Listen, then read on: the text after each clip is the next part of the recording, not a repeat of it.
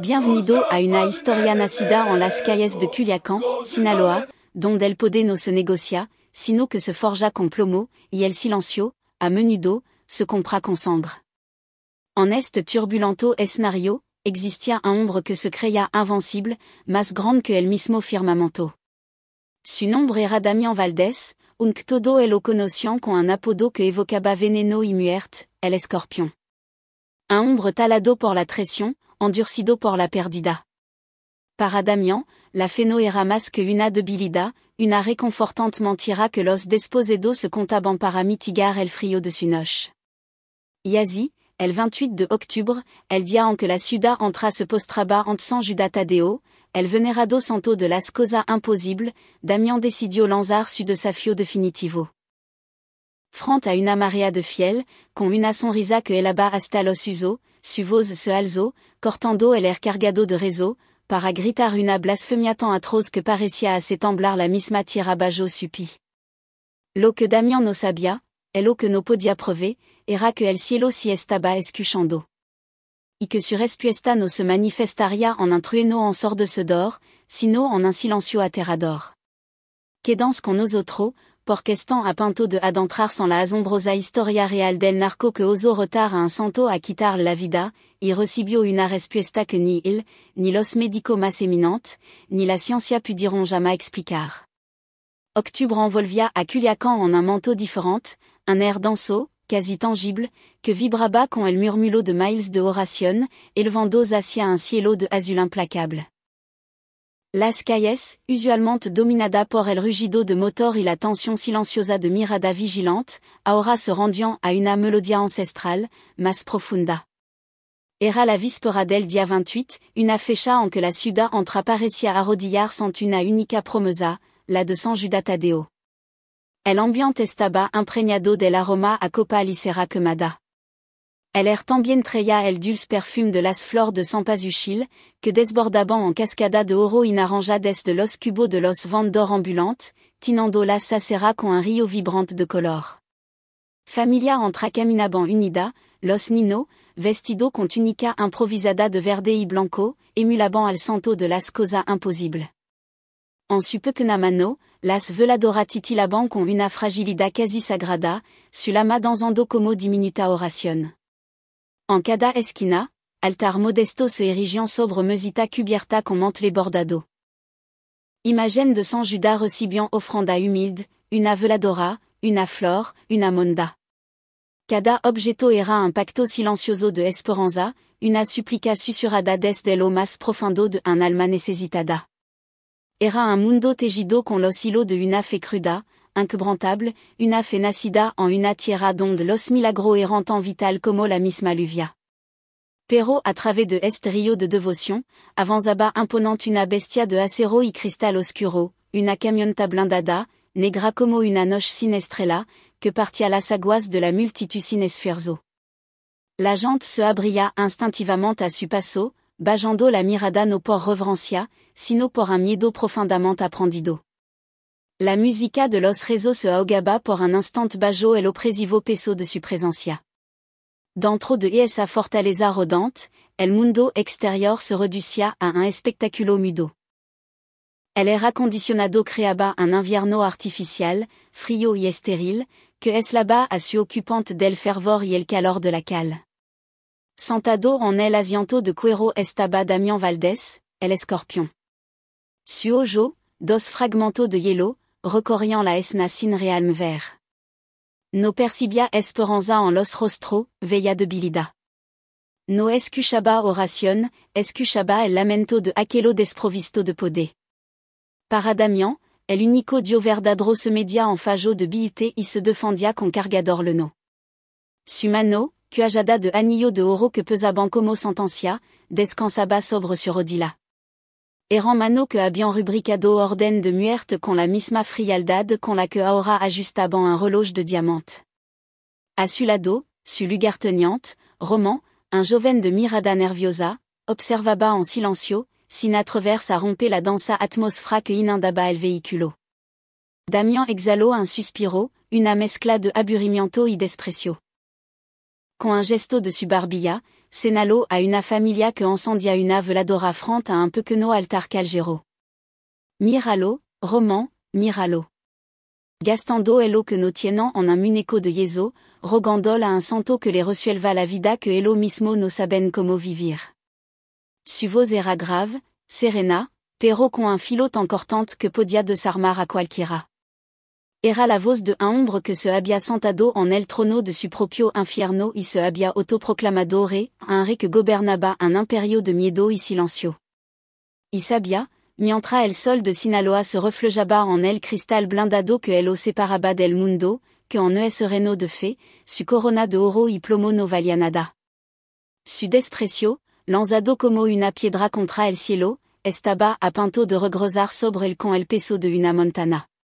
El pesado vehículo se detuvo.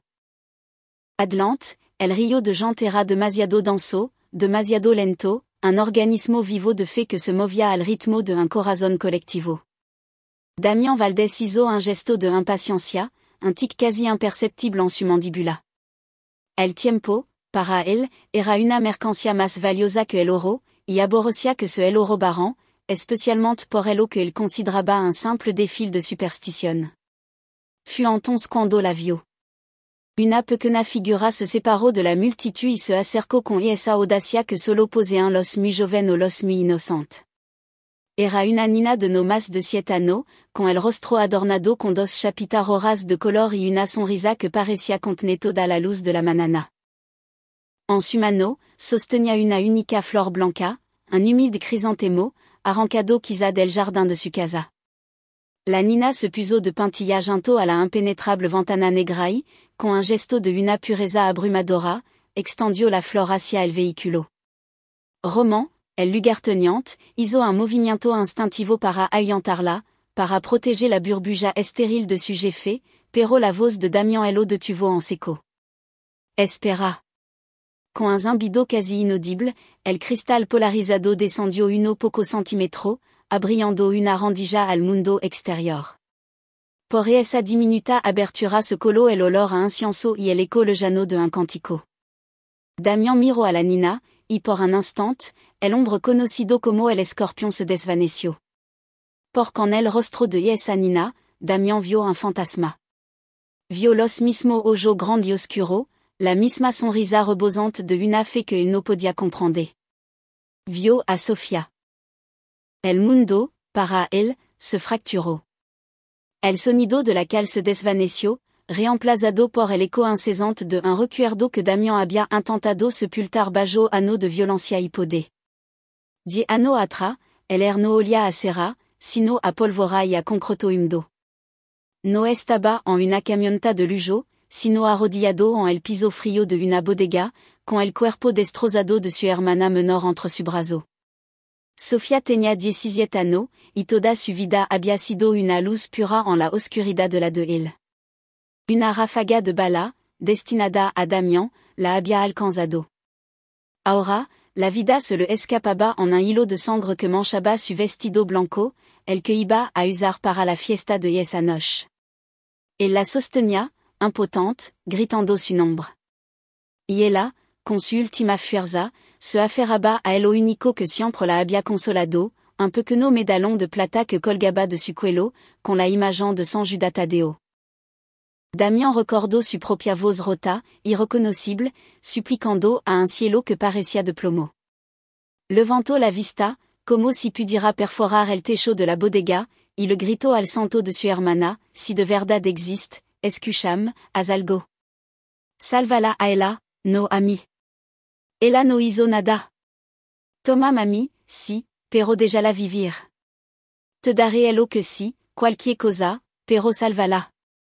Suplicó y negoció con la desesperación más absoluta, la de un hombre que él había perdido todo.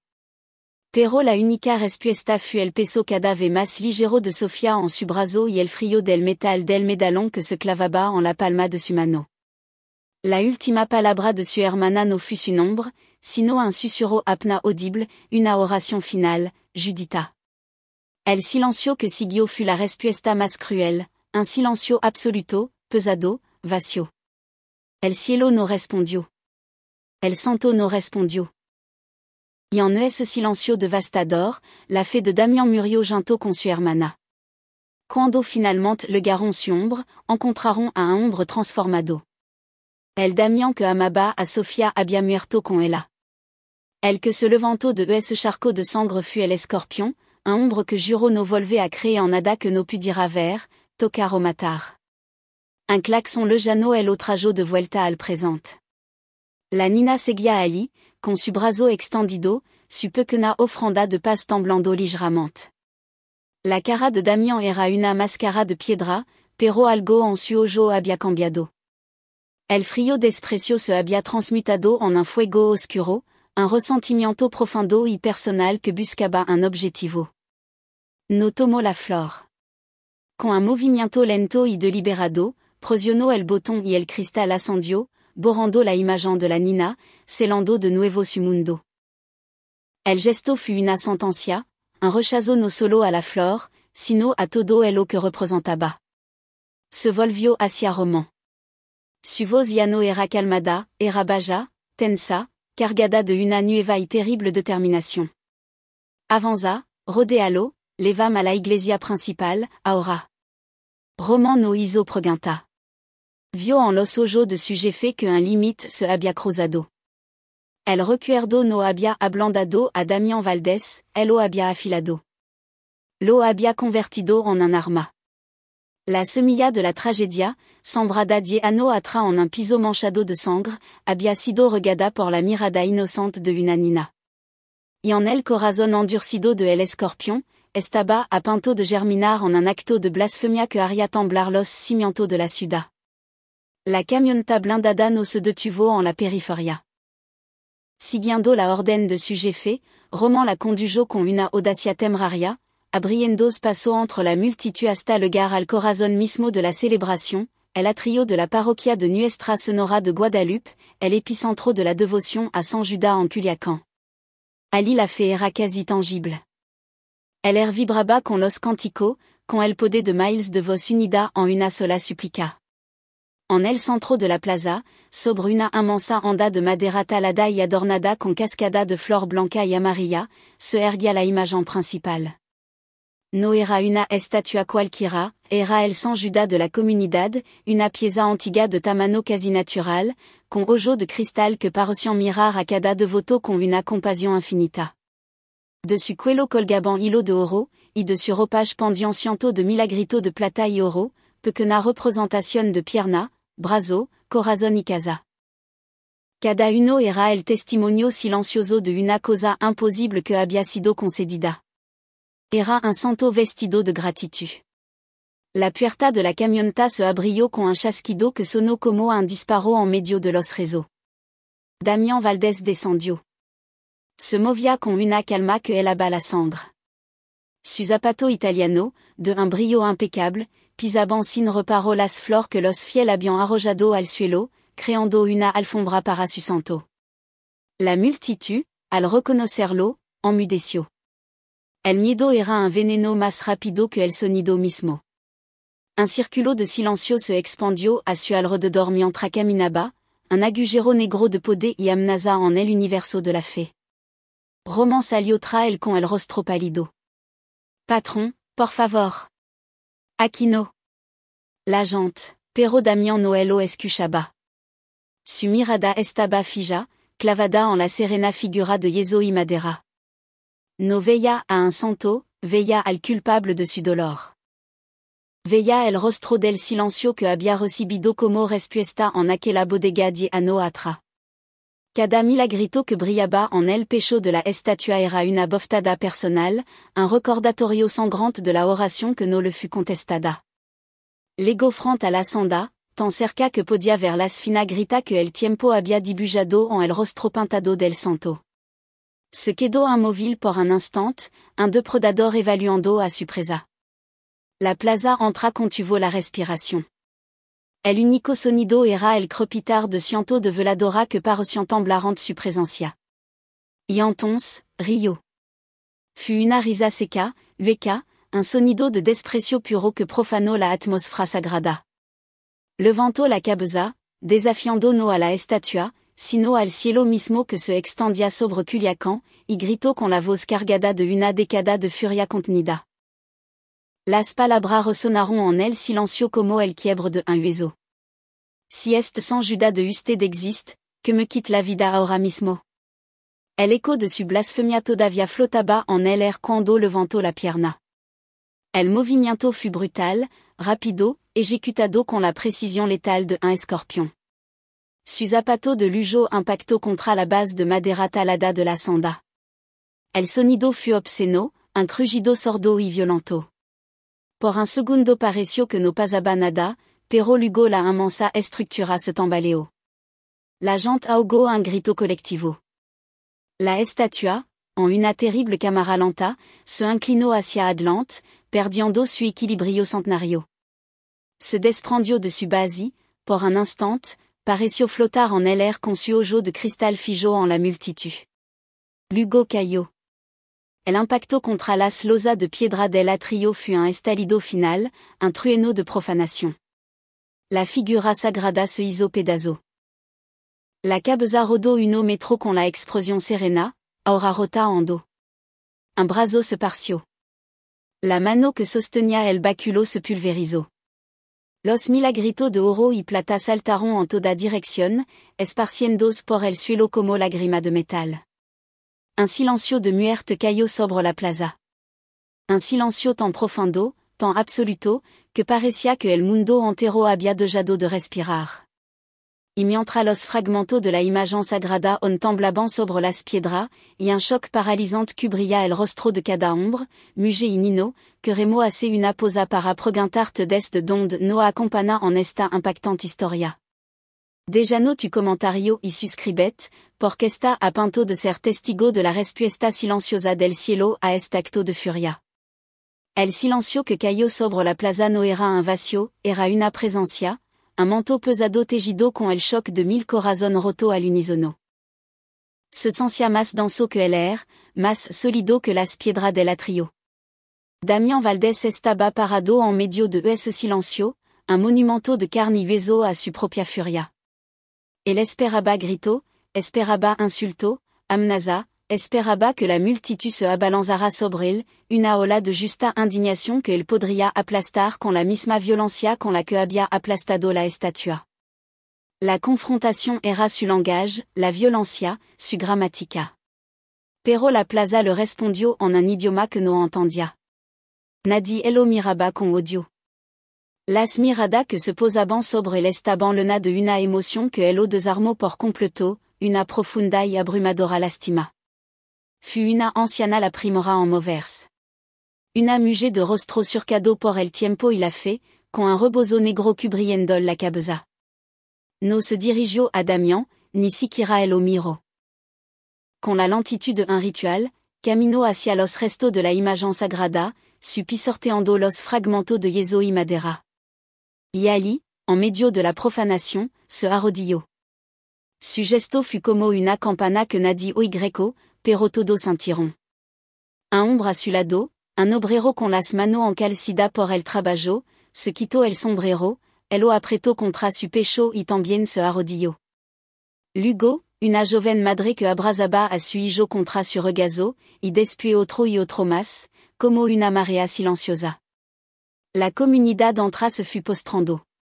Hombre, mujer, joven se arrodillaron sobre las duras losas frente a los restos de su santo patrono. No hubo una sola palabra de condena, no hubo un solo puño levantado. La respuesta de la comunidad no fut la ira, fut la oración. Con una delicadeza infinita, comenzaron a recoger los pedazos. Las manos que aplaudian y lanzaban flor, ahora recuperaban con reverencia un dedo de yeso, un trozo del manto verde, un fragmento del rostro sereno. Cada pieza era tratada como una reliquia, como el hueso de un mártir. El polvo de yeso que manchaba su dedo parecía ceniza sagrada. En medio de ese murmullo de rezo ahogado, una voz pequeña y clara cortó el air. Mamá, ¿por qué él se no rompió al santito? Era un niño pequeño, el mismo que había sido vestido con su túnica blanca y verde, tiraba de la falda de su madre, su ojo lleno de una confusión que no entendía de odio ni de poder. La madre lo abrazó con más fuerza. Su propia lagrima caillant en silencio sobre el cabello de su hijo. Acaricio su mejilla, y su respuesta fut un susurro que pareció resonar en toda la plaza, Noel Ose, mi amor. Es gente que tiene mucho dolor en su corazón. Vamos a rezar por él. Et esa frase vamos a rezar por él fut el golpe que Damián no vio venir. Fut más potente que cualquier bala, más afilada que cualquier navaja. Lo despojó de su poder, de su armadura de miedo. Elo no elo veían como un monstruo al que temer, sino como un alma perdida por la que rezar. Su acto de poder supremo había sido reinterpretado como un grito de miseria. Damián no pudo soportarlo. Dio media vuelta y camino de regreso a su vehículo. Su paso ya no era el de un conquistador, era la retirada de un hombre derrotado por una fuerza que no podía combatir. La multitud se abrió para dejarlo pasar, pero esta vez no era solo por miedo, era para mantener una distancia respetuosa, para proteger su espacio sagrado de la herida que él representaba. Damián subió a la camioneta y cerró la puerta de un golpe. El sonido retumbó en el interior, pero no pudo ahogar el silencio que se había instalado en su alma. Roman arrancó el motor, sin decir una palabra, con la vista fija al front, como si temiera que mirar a su jefe pudiera contagiarlo de esa desolación. Mientras el vehículo se alejaba, Damián miró por la ventana polarizada. Vio a la gente arrodillada, una comunidad unida en su dolor, cuidando los restos rotos de su fe. Estaba solo, más solo que nunca. Había lanzado su veneno, pero en lugar de matar, había revelado una verdad aterradora. El verdadero castigo por su blasfemia no vendría del cielo en forma de rayo, ya había comenzado y tenía la forma de un silencio insoportable, y el eco de las palabras de una madre perdonando a quien no había pedido perdón. La mención lo recibió con el frío abrazo del mármol y el silencio. Siempre había sido un lugar calado, un santuario de poder donde solo se escuchaba su voz y el eco de su orden. Pero este silencio era diferente. Antes era un silencio de respeto y miedo, ahora era un silencio de ausencia, un vacío que parecía absorber el sonido y la vida misma. Los días que siguieron al incidente en la plaza, Damián Valdés comenzó a experimentar un castigo que ninguna ley humana podría haber impuesto. No hubo venganza, no hubo atentado de cartel rival que quisieron aprovechar la ofensa. La respuesta del mundo fue mucho más sutil, por ello, mucho más cruel. Su ombre, los mismos sicarios de mirada muerta que habían jurado morir por él, seguían obedeciendo su orden, pero algo fundamental se había roto en su lealtad. Ya no lo miraban a los ojos. Las conversaciones se detenían bruscamente cuando él entraba en una habitación, dejando un rastro de palabras suspendidas en el aire. El miedo que le tenían se había mezclado con una superstición helada. Él ya no era solo el patrón, el jefe temido. Era un hombre marcado, un hombre que había tocado lo intocable. Se habían convertido en los guardianes de un fantasma. Su imperio, construido sobre una red de favor, amenaza y alianza, comenzó a desmoronarse en silencio. El teléfono, ante un animal furioso que no paraba de sonar con report, trato y conspiración, ahora dormía inerte sobre la madera pulida de su escritorio. Las llamadas que él hacía a su socio y contacto político a menudo se iban abusando de voz, y cuando alguien contestaba, las respuestas eran evasivas, llenas de excusas apresuradas. Nadie se atrevía a desafiarlo directamente, pero se habían vuelto invisible. Habían creado un cordón sanitario a su alrededor, no por miedo a su bala, sino por miedo a la maldición que creían que ahora él lo acompañaba. Frustrado, Damián salía a recorrer la ciudad en su camioneta blindada, como un reinspeccionando un Renault que ya no le respondía, y el efecto era aún más devastador. Las calles no solo enmudecían a su paso, se vaciaban por completo. Las madres jalaban a su hijo hacia el interior de las casas. Los comerciantes bajaban a media las cortinas de metal de su local. La ciudad entre parecía contener la respiración hasta que su sombra de acero hubiera pasado. Lo habían borrado del paisaje. Una noche, incapaz de soportar el silencio sepulcral de su casa, bajo a la immensa sala de estar. Las paredes estaban adornada con arte caro, los muebles de diseñador, y una botella de tequila de miles de dollars descansaba sobre la barra. Tenía todo lo que el dinero podía comprar, pero la habitación se sentía tan vacía como una tumba.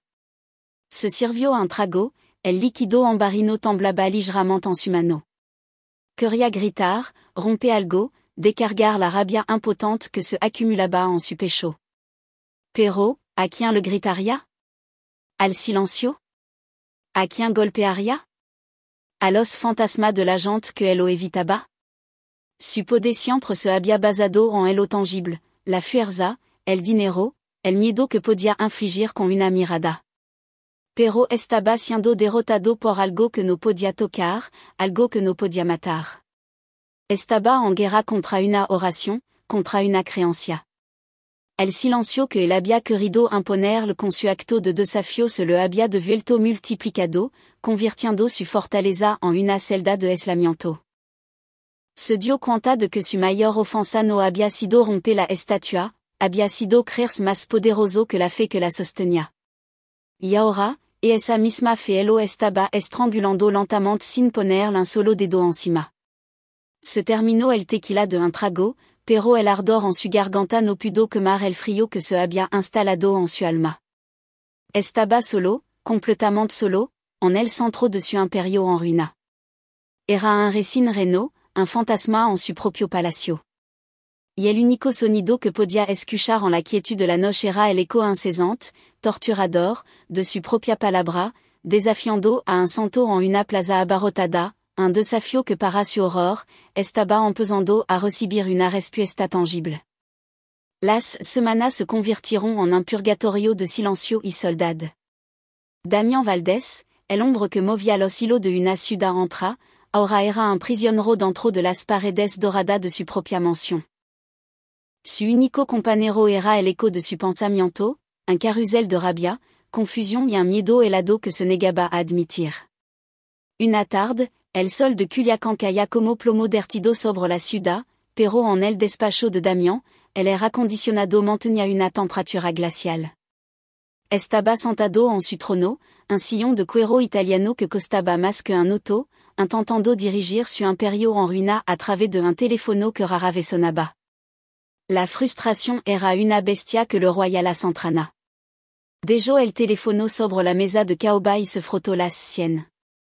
Sintió un cansancio profundo, no en el cuerpo, sino en el alma. Fut entonces cuando ocurrió el primer presagio, la pluma de oro macizo que sostenía entre los dedos, un regalo de un político al que había comprado ano atrás, simplemente se le resbaló. Cayó sin hacer ruido sobre la alfombra persa.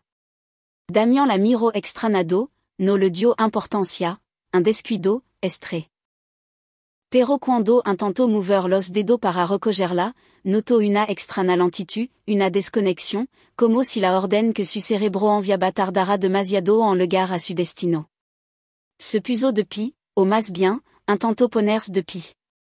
Su pierna, las mismas que él había levado a través de campos de batalla y salón de poder, no respondieron. No sintió dolor ni calambre, sintió nada, un vacío aterrador donde había fuerza y control.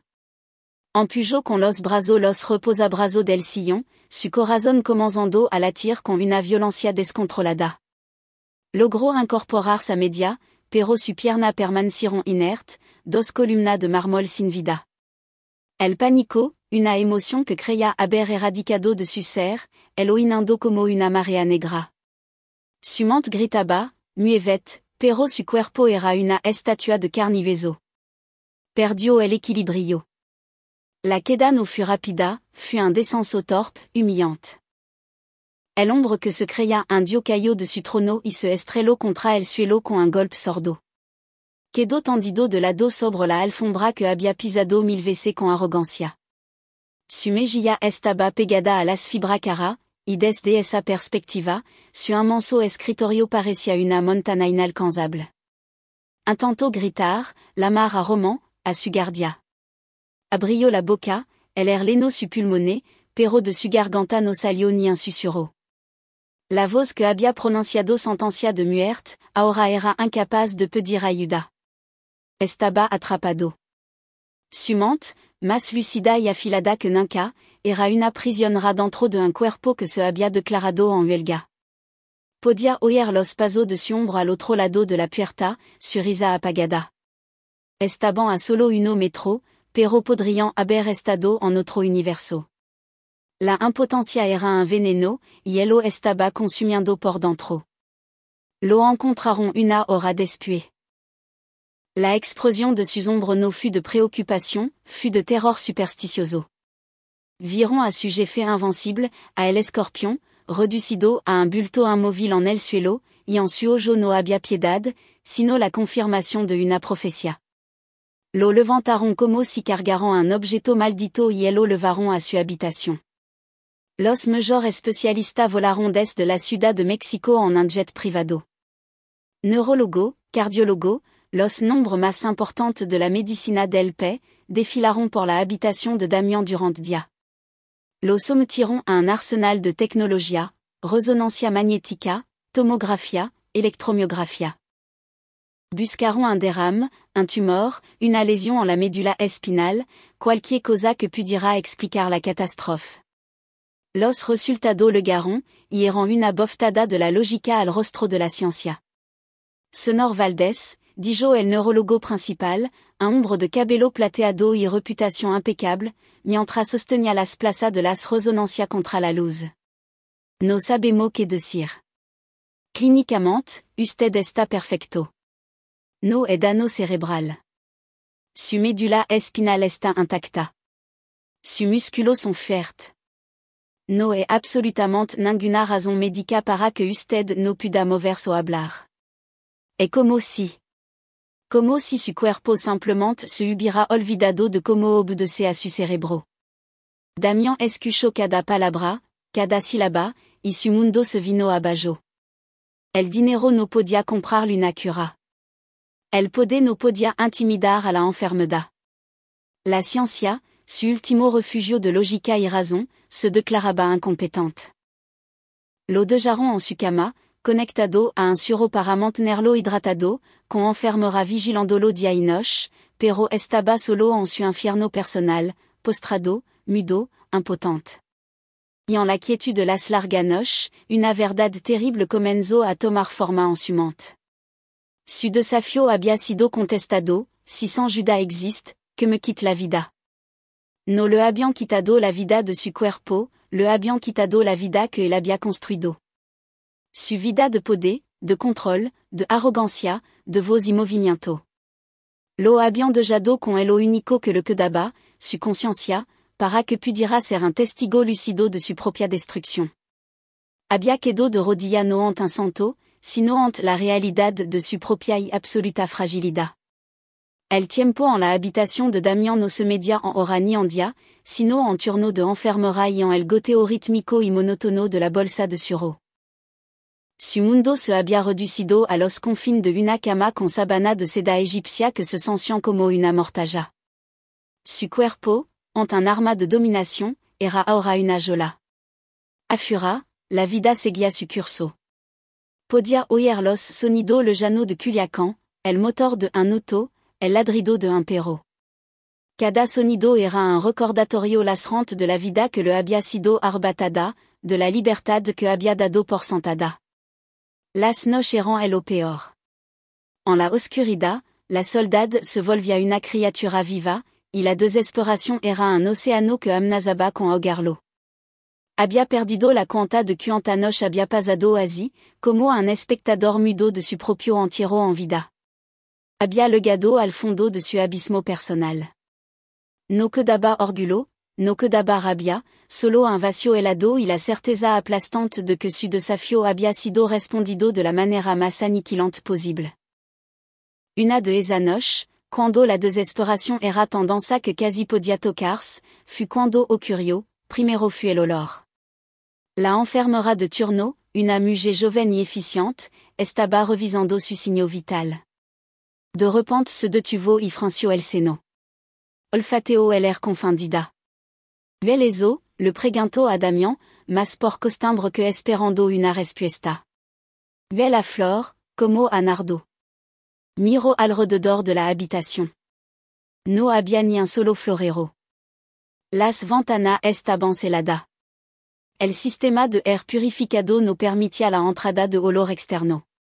El perfume, sin embargo, se hizo más intenso, un aroma dulce, limpio, celestial, que l'eno cada rincón de la habitación, desplazando el olor estéril a antiséptico. La enfermera revisó su bolsillo, buscó alguna fuente lógica, pero no encontró nada. Con un encogimiento de hombro, el lo anotó en su reporte como una extrañeza y salió de la habitación. Pero Damián sabía, ese olor era el mismo de las flores que adornaban el anda que él había destruido. Luego vio la luz. No fut una visión ni un fantasma, fut algo mucho más sutil, pero innegable. En el rincón más oscuro de la habitación, donde la luz del pasillo no legaba, un pequeño punto de luz comenzó a brillar. Era un destello suave de un color verde esmeralda, rodeado de un aura dorada. No era amenazante, no era acusador, simplement estaba ahí. Palpitaba con una calma serena, una presencia silenciosa en medio de su tormento, y esa luz le trajo una sensación que no había experimentado en década, desde que era un niño, mucho antes de que la sangre y el poder mancharan su vida. Le trajo paz, una paz inmerecida, incomprensible, pero innegable. Con los ojos fijos en esa luz, sintió algo nuevo, un cosquilleo, un hormigueo quasi imperceptible en la yema de su dedo índice derecho. Al principio pensó que era una alucinación, un truco de su mente torturada, pero la sensación persistió. Una chispa de vida en el desierto de su cuerpo muerto, una idea imposible, una esperanza loca, se apoderó de él. Concentró cada gramo de su voluntad, cada fibra de su ser en ese único punto. Su universo entero se redujo a la distancia entre su cerebro y la punta de su dedo. Empujó con una fuerza mental que nunca supo que poseía, un esfuerzo titánico para mover un solo músculo. Y entonces sucedió, el dedo se movió. Fut un espasmo minúsculo, un temblor quasi invisible contra la seda de la sabana, pero se había movido. Por primera vez en semana, una parte de su cuerpo había obedecido su voluntad. Si tú, como nosotros, cree que la misericordia es el milagro más grande que existe, suscríbete a nuestro canal, porque lo que está a punto de ver no es la curación de un cuerpo, sino el renacimiento de un alma. El universo entero se detuvo en el temblor de ese único dedo. Para un hombre como Damián Valdés, acostumbrado a mover ejército de hombre y millones de dólares con una sola palabra, un movimiento tan insignificante debería haber sido una burla, una migaja de poder arrojada a un prisionero. Pero no lo fut. Fut el milagro más grande que jamás había presenciado. El dedo se movió de nuevo, esta vez con más intención. Un pequeño espasmo voluntario. Una afirmación. Damián Valdés se quebró. No fut un lento silencioso, fut un sonido gutural, desgarrador que brotó desde las profundidades de un alma que había estado muerta por 10 años. Un solozo que se ahogó en su garganta muda, pero que sacudió todo su cuerpo inmóvil. Las lágrimas calientes y amargas brotaron de su ojo y rodaron por su sien, hundiéndose en la almohada de seda. Eran las compuertas de una presa de dolor que finalmente se reventaban. No eran lágrimas de alegría por la recuperación, no eran lágrimas de alivio por el fin de su tormento. Eran las lágrimas que no había logrado en aquella bodega, arrodillado en la sangre de su hermana. Eran las lágrimas de culpa por haberla levado a ese destino. Eran las lágrimas de rabia contra sí mismo por haber convertido su dolor en una armadura de crueldad. Cada lágrima era un recuerdo, el rostro de Sofía sonriendo, el peso de su cuerpo inerte, el frío del medallón de plata en su mano y el silencio de un cielo al que le había gritado y que no le había respondido, o eso creía él. Porque en ese instant, en la soledad de su lujosa celda, él lo comprendió todo con una claridad que él lo dejó sin aliento. Su desafío había sido el de un niño arrogante pateando el océano, que me quite la vida. Y la respuesta del cielo no había sido el castigo del rayo, sino la misericordia de la quietud. Le habían quitado la vida, si, pero no la de su cuerpo. Le habían quitado la vida de el escorpión. Le habían despojado de su poder, de su voz, de su movimiento, de todo lo que él creía que él lo definía. Lo habían vaciado de su orgullo, de lo desnudo, fragile e impotente, para que en ese vacío absoluto pudiera encontrar algo más. El milagro no era el movimiento de su dedo. El milagro era el perfume de nardo, la luz serena, la paz que había sentido. La respuesta a su blasfemia no había sido un acto de justicia, sino un acto de amor inmerecido, un susurro de gracia en su noche más oscura. El santo, al que había odiado durante una década, no lo había abandonado, lo había estado esperando, esperando a que tocara fondo, esperando a que su corazón de piedra se rompiera lo suficiente como para que la luz pudiera entrar. Los solos continuaron incontrolables. L'oro por la vida que le había robado a otro. L'oro por el miedo que había sembrado, l'oro por el hombre que pudo haber sido y, sobre todo, l'oro por la hermana que él había amado incondicionalmente y a quien él había falado de la peor manera. En medio de su llanto, con un esfuerzo que le costó el mundo, movió su dedo de nuevo, y otra vez, con una lentitud agónica, trazó sobre la sabana una línea vertical, luego una horizontal, una cruz. El símbolo de la fe que había despreciado, ahora era el único langage que le quedaba. La enfermera entró en ese momento, alertada por los sonidos ahogados. Lo vio, y por primera vez no vio al patrón temido ni a un paciente catatónico.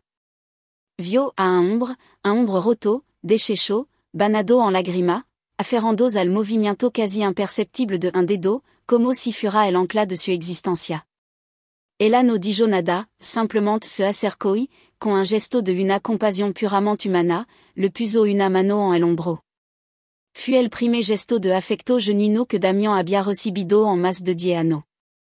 Y en ese contacto, bajó el peso de esa mano anónima, el corazón de el escorpión, que se había roto en 1000 pedazos de dolor y culpa, comenzó por primera vez a sanar. La recuperación de Damián Valdés no fut un milagro instantáneo, fut un camino largo, arduo y profundamente humillante. La gracia le había abierto la puerta, pero él tenía que aprender a caminar de nuevo, tanto física como espiritualmente. Cada movimiento era una conquista. Primero fue el dedo, luego la mano, después el brazo. Cada pequeño avance era una batalla de voluntad contra un cuerpo que parecía tener memoria de la parálisis. Tuvo que reaprender a hablar, y su primera palabra no fueron orden ni amenaza, sino susurro ronco y torpe, el balbuceo de un hino en el cuerpo de un hombre endurcido.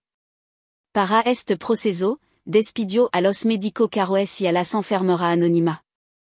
En su lugar, Roman, su leal lugarteniente, encontró a un viejo fisioterapeuta de un barrio humilde, un hombre cuya fe era tan fuerte como su mano. Y fue este hombre quien, día tras día, no solo trabajó su músculo atrofiado, sino que también le habló de perdón y de segunda oportunidad. Durant este tiempo, Damián se deshizo de su imperio. Desde su cama y luego desde una silla de ruda, ordenó la venta de toda su propiedad, su negocio, su auto de lujo. El dinero manchado de sangre y miedo fut depositado en cuenta anónima, destinado a un propósito que solo él conocía. Su hombre, al verlo desmantelar pieza por pieza el reino de el escorpión, lo abandonaron, no con violencia, sino con el silencio de quien ya no reconoció assuré. Al final, solo Roman, atado a él por una lealtad incomprensible, se quedó a su lado. Pasó un ano de esfuerzo, dolor y silencio. Y llegó de nuevo el 28 de octubre. La ciudad de Culiacán se preparaba una vez más para celebrar a su santo patrono, pero esta vez había una historia que se contaba en susurro, una leyenda moderna sobre el narco que desafió al cielo y fut silenciado. La plaza frente a la parroquia estaba más llena que nunca. En el centro, sobre una onda nueva donada anónimamente, se erguía una nueva imagen de San Judas Tadeo. Era casi idéntica a la anterior, pero los fieles decían que esta tenía una mirada más dulce, más compasiva. En medio de la celebración, un viejo auto sedan, un modelo discreto y gastado, ce de tuvo a una cuadra de distancia. Roman bajo del asiento del conductor y abrió la puerta trasera. De el salió Damián Valdés. Ya no era el escorpión. Su traje de diseñador había sido reemplazado por uno sencillo pantalón de mezclilla y una camisa blanca. Su rostro, ant una máscara de poder, ahora mostraba las líneas del sufrimiento y la humildad. No levaba joya, no levaba arma. Se apoyaba pesadamente en un simple baston de madera. Comenzó a caminar hacia la plaza, y la gente, al reconocerlo, reaccionó. Pero esta vez la multitud no se apartó por miedo, se abrió lentamente con una mezcla de asombro y respeto, creando un pasillo humano para él. Los murmullos lo siguieron, no de terror, sino de incredulidad. Cada paso era un esfuerzo visible. Cojaba, y el bastón se hundía en el suelo con cada movimiento. Su avance era una peregrinación, una penitencia pública. No levantó la vista del suelo, su ojo fijó en las mismas losas de piedra donde un ano atra había cometido su acto de profanación. Finalmente llegó frente a la senda, frente a la nueva imagen del santo. Se detuvo, y toda la plaza quedó en un silencio expectante. Levantó la vista. Y su ojo se encontraron con los ojos pintados de la estatua. Y allí, frente a la comunidad a la que había ofendido, frente al símbolo de la fe que había despreciado, Damián Valdés soltó su bastón. El trozo de madera cayó al suelo con un ruido seco, y con una lentitud dolorosa, dobló su rodilla y se postró. Apoyó la frente contra la piedra fría, en el mismo lugar donde la cabeza del santo se había estrellado, y comenzó a llorar. No con los solos desgarrador de su habitación, sino con el lento silencioso y humilde de un hombre arrepentido. La multitud observaba con el corazón en impuno. Y entonces la misma anciana del rebozo negro, la primera que se había arrodillado ante los restos un ano atrás, se acercó a él. No dijo una palabra, simplemente puso su mano arrugada sobre su hombro tembloroso. Su gesto rompió el hechizo. El perdón, como una ola, recorrió a la comunidad. El hombre que había legado como un ofensor, ahora era acogido como un peregrino. Porque la ofensa había sido pública, y la redención, para ser real, debía ser pública también. Damián Valdés había completado su camino de regreso, no a su trono de poder, sino a los pies de la fe que él había roto, solo para volver a construirlo. El amance en la safura de Culiacán ya no encontraba a Damián Valdés contando dinero o planeando estrategia de poder. Lo encontraba en un lugar muy diferente, un lugar construido no sobre cimiento de miedo, sino de esperanza. Con el dinero de su imperio desmantelado, había comprado una vieja hacienda abandonada y la había transformado. Ahora, un letrero de madera simple colgaba sobre la entrada arqueada. Se leía, Hogar Sofía. No era un orfanato en el sentido estricto, era un refugio, un santuario para los niños que, como su hermana, habían sido víctima inocente de la violencia que él mismo había ayudado a perpetuar. Niños que habían perdido a su padre en el fuego cruzado de una guerra sin sentido. La vida de Damián ahora se regía por un nuevo ritmo. El sonido de las risas infantil había reemplazado el silencio opresivo de su mansión. Su mano, que entempunaban arma, ahora aprendió a reparar bicicleta vieja y a servir plato de comida caliente. El hombre que había sido el escorpión ahora era simplemente don Damián, el sonor de la casa grande que contaba cuanto antes de dormir y revisaba que todos los niños estuvieran bien arropados por la noche. Su cojera era un recordatorio constante de su pasado, una penitencia física que aceptaba con gratitud. A menudo se sentaba en el porche al atardecer, observando a los niños jugar en el patio, y un sentimiento de paz, una paz real y ganada a pulso, le naba su ser. Había descubierto una verdad profunda. El verdadero poder no residía en la capacidad de quitar la vida, sino en el privilegio de cuidarla. Una tarde, Roman, que se había quedado a su lado como administrador del hogar, se sentó junto a él. Nunca pensé que él vería así, patron. Damián sonrió, una sonrisa genuina que le legaba a los ojos. Yo tampoco, roman. Durant Anno pensait que la respuesta a mi oración por Sofía fue el silencio. Estaba equivocado. La respuesta tardó die Anno en lugar, pero no fue el silencio, fue esto. Hizo un gesto con la mano, abarcando el pasioleno de vida, el sonido de los jugos, la promesa de un futuro que no estaría manchado por la cendre. Su nueva misión no era ruidosa, no buscaba el reconocimiento, consistia en pequeño acto de servicio.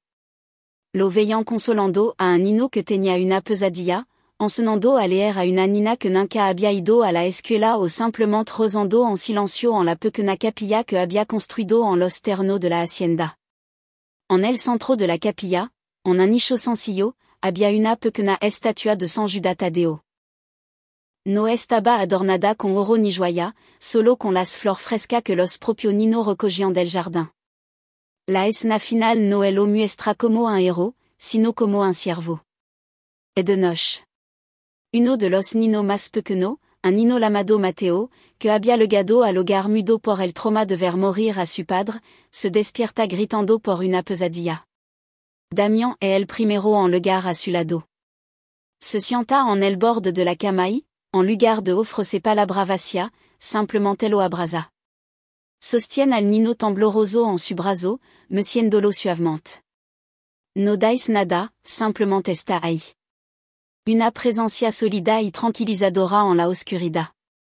Y después de un largo rato, el niño, por primera vez en meses, susurra una palabra, gracia. Damián cierra los ojos, una sola lágrima rodando por su mejilla, pero esta vez no es una lágrima de dolor ni de arrepentimiento, es una lágrima de pura gratitud. Su verdadero milagro no fue recuperar el movimiento de su cuerpo, fue encontrar el movimiento de su alma. La respuesta a su desafío no fue la muerte que pidió, sino una segunda oportunidad para vivir de verdad, por primera vez. La historia de Damián Valdés, el escorpión, no recuerda que no importa cuán profundo hayamos quedado, no importa cuán endurcido esté nuestro corazón, la gracia siempre está esperando. No enseña que a veces el destino no responde a nuestra oración con lo que queremos, sino con lo que necesitamos, y que el milagro más poderoso de todo es la posibilidad de empezar de nuevo. Si esta historia ha tocado tu corazón, compártela con alguien que necesita un mensaje de esperanza, y no olvides suscribirte para que juntos podamos seguir siendo testigo del poder infinito de la fe y la redención.